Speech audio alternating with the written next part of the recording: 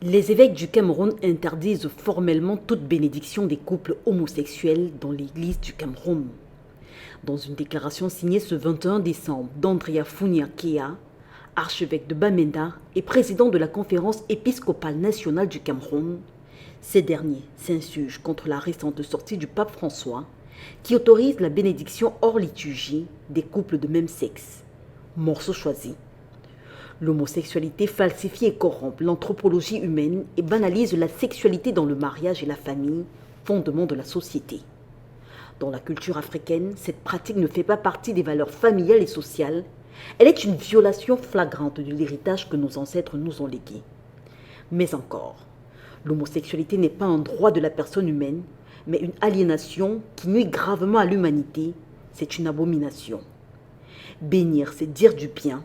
Un geste de bénédiction d'un couple homosexuel reviendrait à encourager un choix et une pratique de vie qui ne peuvent être reconnus comme étant objectivement ordonnés au dessein révélé par Dieu.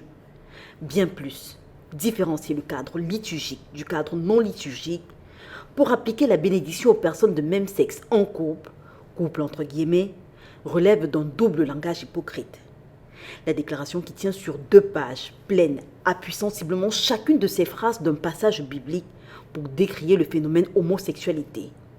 D'ailleurs, elle est en conformité avec une précédente sortie des évêques du Cameroun, faite en 2013.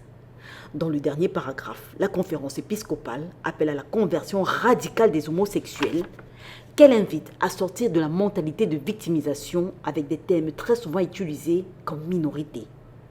Notons que les évêques du Cameroun ne sont pas les seuls à avoir cette position tranchée au moment où ce débat fait rage au sein de l'Église catholique. Le non est servi par d'autres pays tels le Rwanda, Malawi ou même encore la Zambie. D'ailleurs, le symposium des conférences épiscopales d'Afrique et de Madagascar prépare une déclaration synodale sur la question, valable pour toute l'Église d'Afrique.